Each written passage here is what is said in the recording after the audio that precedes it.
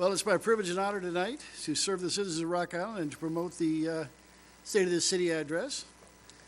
And so, sitting around this table, we have a very strong team of elected officials that are called upon to make the difficult decisions that affect the day-to-day operations of the city. As you know, our city manager resigned last fall. We appointed the Public Works Director, Randy Tweet, to serve as interim city manager. After the new council is seated in May, they will conduct a nationwide search to select a permanent city manager. And as I said this afternoon, kind of an off-the-side comment, from what I've seen so far, I'm sure that if things continue the way they are, they really won't have to go outside of Rock Island to find that next city manager. So hopefully that'll be the case.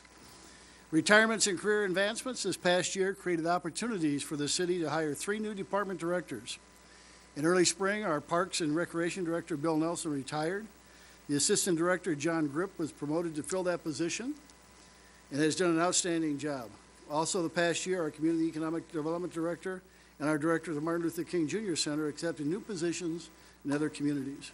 We were delighted to be able to hire Jerry Jones, former Director of the MLK Center, earlier this year, and Chandler Poole was hired in December to take over as the new CED Director, and he's hit the ground running.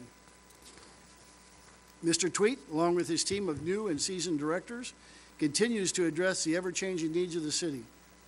Every year, expenses go up, making daily operations extremely challenging.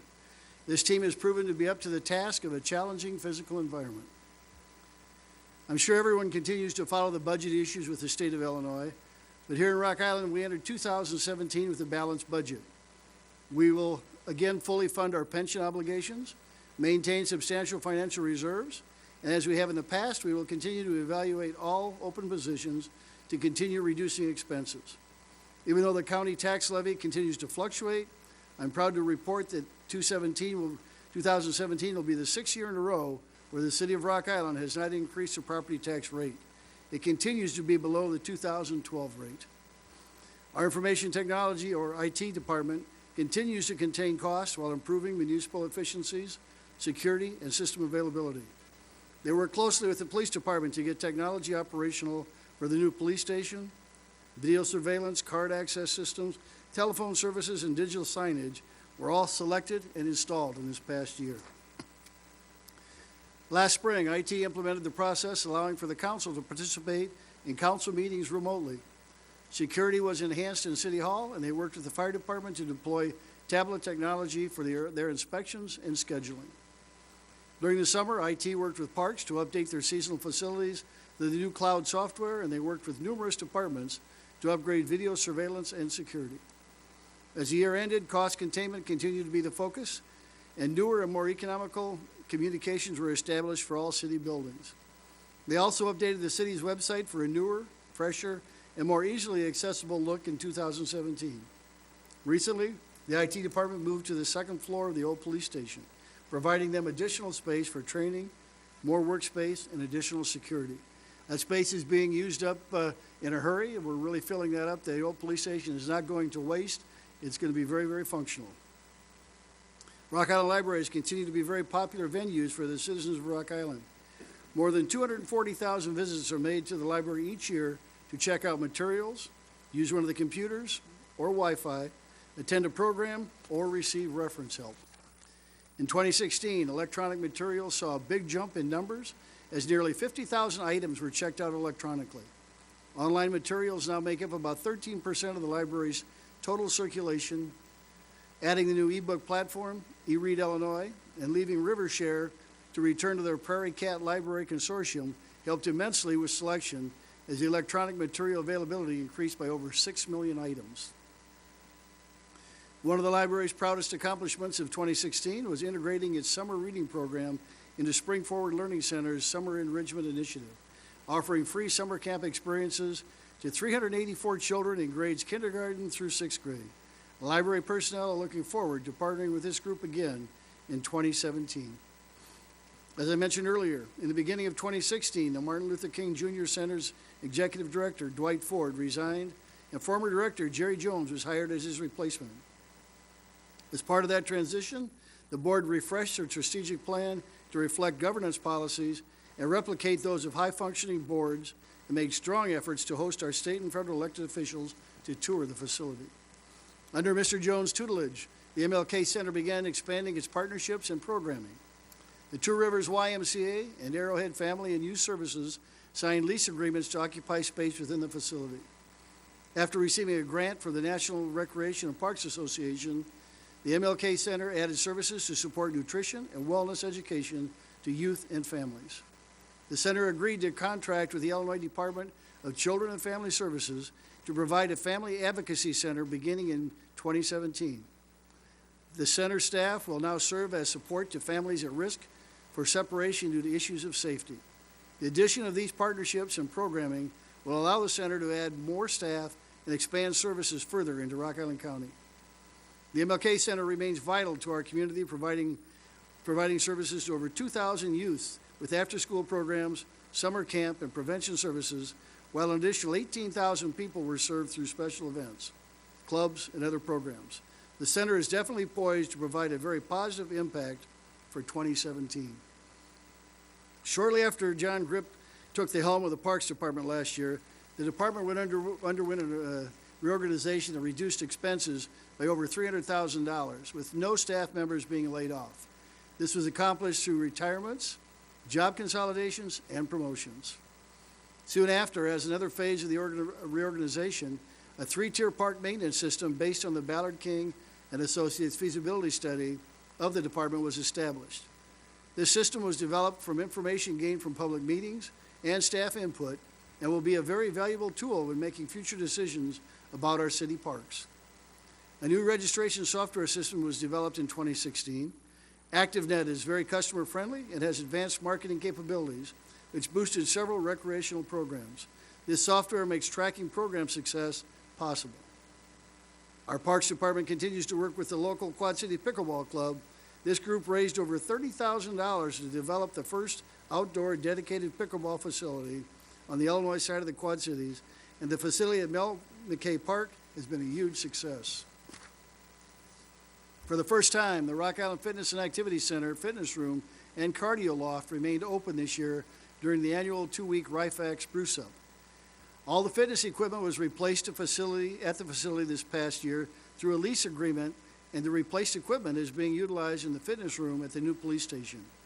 This lease agreement will allow the city to replace the equipment at RIFAC every 5 years, keeping everything in peak working condition. A lot of work has been done at the Hallberg Center this past year.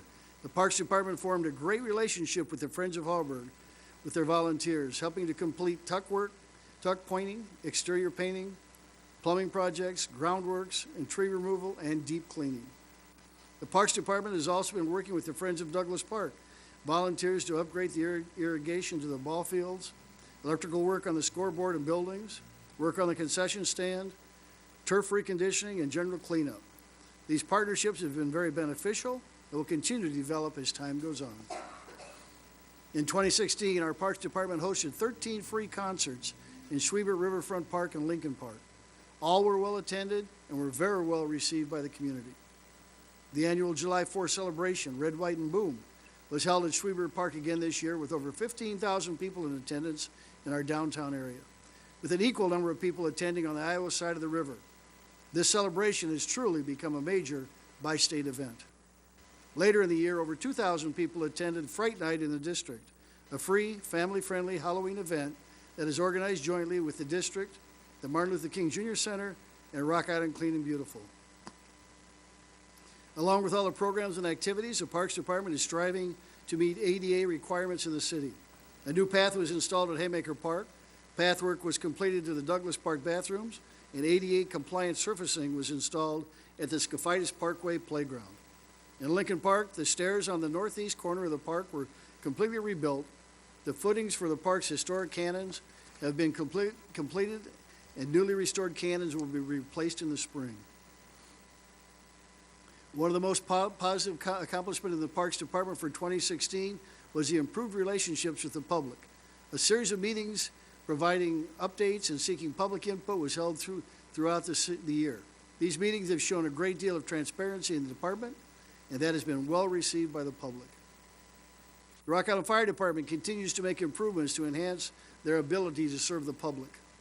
A new radar unit was added to the department's boat, which greatly adds in their rescue capabilities. A new pumper truck was purchased to be added to the fleet. Additional computer tablets were placed into service to increase the efficiency of the department. The department continues to participate in full-scale training activities this past year with exercises at Augustana College in April and on the Arsenal in May. Fire department members received 2 awards at the Trinity EMS Systems Awards Banquet in May, Rescue of the Year and Save of the Year. Firefighter Brandon Baker was honored as the Firefighter of the Year by the Knights of Columbus, and Lieutenant Kyle Seven received a Community Service Award from Modern Woodman. The department expanded the type of public education offered, doubling the numbers of fire code violations that were identified and corrected. The Rock Island Fire Department is an outstanding leader in their field, and they will continue to partner with the neighborhood communities to promote a professional and positive image, not only for Rock Island, but for the entire metro area. In January of 2016, our police department completed their move into the new facility. Their large community room now affords them the opportunity to implement a community crime prevention meeting on the 3rd Wednesday of each month at 6 o'clock p.m. This meeting is open to Rock Island residents and provides them with information about current crime trends, followed by a presentation on police operations and services. The meeting also includes an open question and answer session. Late last year, the City Council approved the purchase of body cameras for the police department, and the cameras will be purchased and placed into operation in early 2017. These cameras will allow for accurate documentation of police public contacts, arrests, and critical incidents.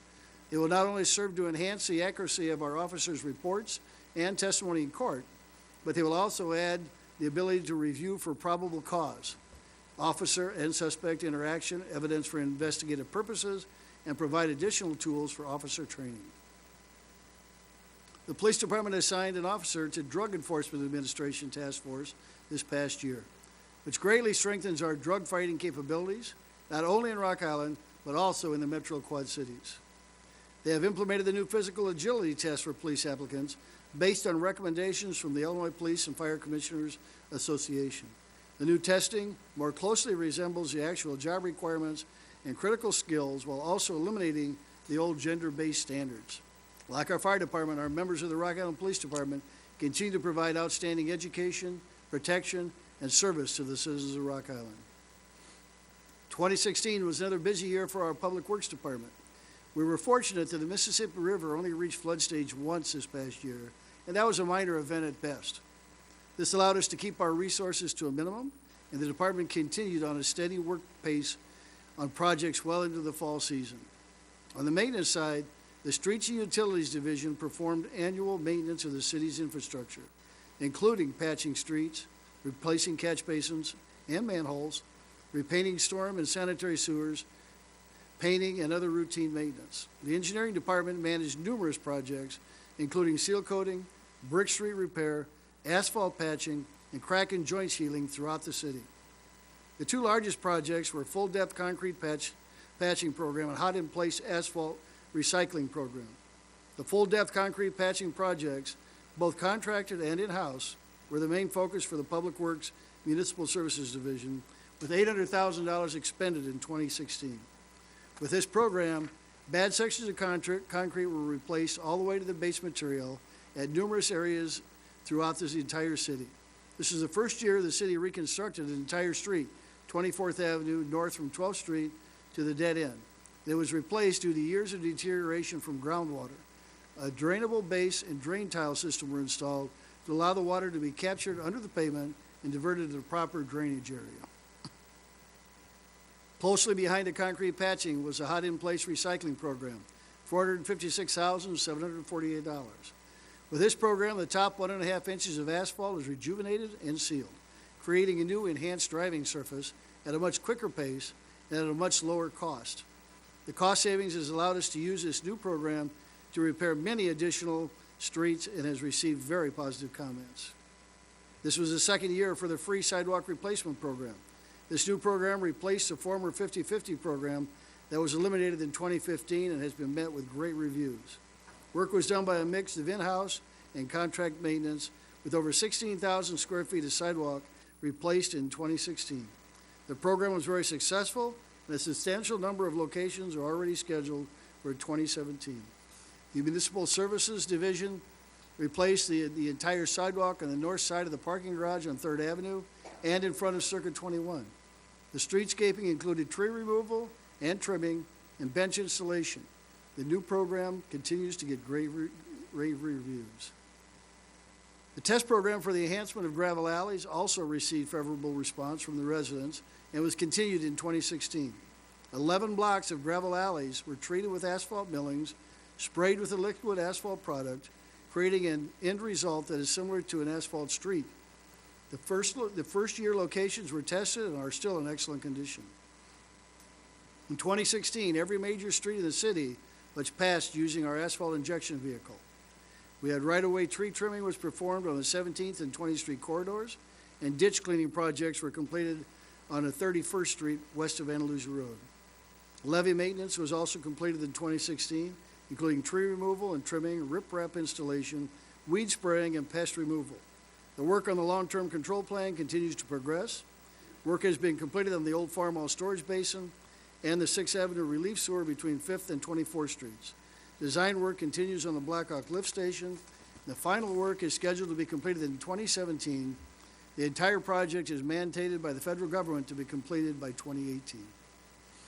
Design work on the new water treatment filtration building will be completed and the project was let out for bids. Preliminary electrical work has already begun, with full construction expected to begin in the spring of 2017. All the work on this project is scheduled to be completed in 2018 or early 2019. The Community and Economic Development Department continues to be busy. Walmart pulling out at the last minute was definitely a shock to all of us. Up until then, we were told everything was positive and moving forward towards closing. Positive side, though, is that Walmart put a lot of money into the testing of the property's environmentals. We now have a shovel-ready site, and our staff is working hard to bring new development to that area. The citizen comments have been strongly in favor of grocery stores and Anchor, surrounded by other retail stores, and that's something that we are definitely pursuing. Other achievements from our city department this past year include the 8 new homes constructed in Rock Island in 2016, 3 in Chipianic, 2 ARC homes, 2 private residences, and a Habitat for Humanity home, and more anticipated in 2017. The Heritage Resource Plan was finalized and approved. El Patron Restaurant moved and expanded into downtown. Beaver Builders continues their housing development off Blackhawk Road. The new Blackhawk Crematoria was constructed and approved. Knox Chapel of Wheelam Presley was beautifully restored with a chapel and crematoria. Customized moved from the Hawk Technology location to a completely renovated 8,000 square foot space on 48th Avenue Court. Johannes Bus Service relocated to an expanded property in the Southwest Business Park. The Teamsters Union Hall moved to a location on 31st Avenue that had been vacant for several years. Statewide Tire did a complete remodel and renovation of their newly purchased facility. The new CVS on 18th Avenue was completed and opened in February. Bridges Catering purchased the Stern Center this past year, and the renovation continues with the anticipated addition of 120 employees to the downtown. The new HOME program was founded and has begun. The entire zoning ordinance is being reviewed for adoption in the spring of 2017. Unity Point Health Trinity has 3 remodel and repurposing projects in progress, with many more to come. Augustana Student Union was renovated into a new theater for performing arts. Skeleton Key Art and Antiques had their second season, operating a farmer's market, adding the artist market to the event this past year. Skellington Manor added a new awning and landscaping with additional renovation plans for 2017. 2016 saw the creation of an EPA revolving fund. The first project was assistant for the development of Star Block. Our inspections department has been busy. There were 35 demolitions of residential and commercial properties in 2016. 3,000 plus permits were pulled. 2,900 building inspections were conducted. 816 housing inspections. 1,500 plus nuisance violations were written up with inspections and follow-ups. Our commercial and residential loan programs were very successful again this year. 7 businesses used a total of $257,403 of our commercial industrial revolving loan funds to grow their businesses. 17 businesses utilized over $230,000 of our facade funds to enhance the visibility of their businesses. Each city dollar leveraged $5 of private investment. We granted 14 lead grant requests totaling $128,560, and 30 entities used $149,502 of housing rehab dollars. Renaissance Rock Island and the city have had a true public-private partnership. The partnership has granted nearly $310 million in development over the last 30 years. There are things both entities specialize in, and by working together, we capitalize to enhance development. Brian Hollenbach leads a team of outstanding professionals that know how to stretch each dollar and assist in rebuilding our community one block at a time. A lot of communities say they have a public-private partnership, but we have one that truly works. The Live Rock Island program in 2016 saw 10 employees of local businesses purchase homes in Rock Island, $1,100,000 in real estate sales, and $48,357 in down payment and closing cost assistance. In 2016, we had the ribbon cutting of the Garden Edition, a $2.1 million development consisting of 7 single-family homes just north of Jackson Square. We also celebrated the ribbon cutting of the Star Block building, a $2.1 million project with 8 living units and 1,200 square feet of commercial space on the main level. The district hosted numerous events throughout the year, including Gumbo Yaya, You Make It My Weekend, the Grand Prix, Gallery Hop, Small Business Saturday, and Dashing Through the District, and several more with new events scheduled for 2017. Downtown Rock Island has really become the area's artistic epicenter, with the Quad City Ballet, the Center for Performing Arts, Skellington Manor, the Establishment Theater, Circuit 21, and the Speakeasy, all located within a several block radius. Dari created a series of downtown magazines this past year that focuses on the downtown growing neighborhood and where residents can shop for furniture, clothing, and services downtown. New businesses and expansions in the downtown area that opened in 2016 include Celebrate, the special event consignment store tripled the size of their space. Spellbound is a new retail store offering a wide variety of crafts, classes, and new age items. Taste Buds relocated to the downtown area. They feature smoothies, coffees, loose leaf teas, gourmet popcorns, nuts, and candies. Salon Bardot offers hair services including cuts, colors, and natural keratin treatments. Riders, aka Rock Island Dirt Road Saloon, is open and playing all your favorite country and western music. To a T is a new special occasion retail shop in a Shops on 2nd Avenue location. Switch Stand Skate Shop relocated and expanded in its store. They hosted their annual Buy Skate Skate Jam. Barefoot Place, Women's Business Center and the Wellness Incubator downtown. Galleries in the District is a new restaurant in the former El Patron location. The Black Sheep will be opening very soon. It's a new arcade bar on 2nd Avenue and plans to be open every day at 2 o'clock p.m. The new convenience store opened in downtown Rock Island on 2nd Avenue, and an article the other day says that the new healthy food store will open at the end of February in the downtown area. Put it all together, our public-private partnerships and all the great additions to the downtown, and we truly have a lot to be proud of in Rock Island. The Quad Cities metro area has a population of over 450,000. The Rock Island solidly supports regionalism and the Chamber of Commerce's 2030 vision. We have fully supported the activities of the Rock Island Arsenal in the past, and we will assist in any way to secure the future of that facility. In a brief review of major prospects for 2017, we will see construction. We'll begin on the new water filtration facility on 16th Avenue and 23rd Street. Our current facility is 100 years old, is outdated and worn out. We want to be sure to protect the quality of Rock Island's drinking water for the future. Utilizing a combination of federal and city dollars, we will resurface 18th Avenue from 17th Street to the Moline border and 38th Street from 7th Avenue to Blackhawk Road. The intersection of 38th Street and 18th Avenue was previously reconstructed in 2016 to make the other projects go smoother. The police department will be getting the body cameras, as said. These cameras will allow for accuracy in all situations. And in the fire department, the new pumper truck was already put into operation at Station 4 right after the first of the year. Coming in 2017 to the Parks Department.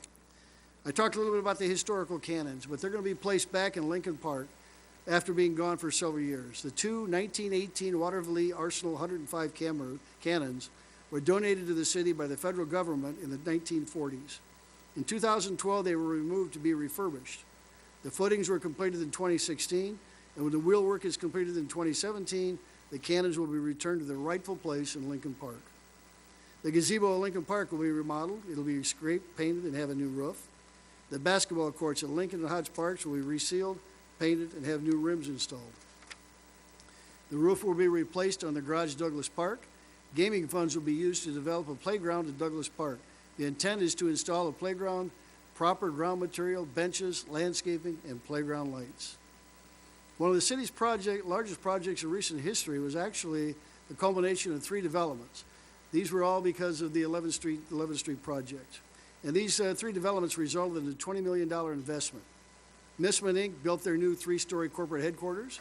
Blackhawk College relocated their campus in the newly developed Blackhawk Commons area. The Hill and Valley relocated to the Columbia Park area and retained 140 jobs, added 70 more since the relocation, planned an expansion of 15,000 square feet, and they want to add another 50 jobs in the near future. The City of Rock Island has become very progressive in the past several years. We've achieved a number of large development projects while still working with the small businesses. I'm very much honored to have worked with our City Council and staff during the past 8 years and have been a part of projects such as Unity Point Health. Trinity made a solid commitment to Rock Island with their $63 million expansion. They were strongly considering moving out of Rock Island and moving everything to Moline. They made that expansion and made a solid commitment to Rock Island.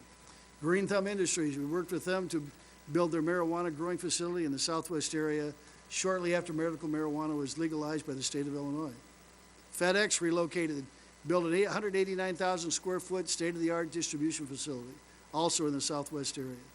Hawk Technology expanded multiple times, and they are still growing.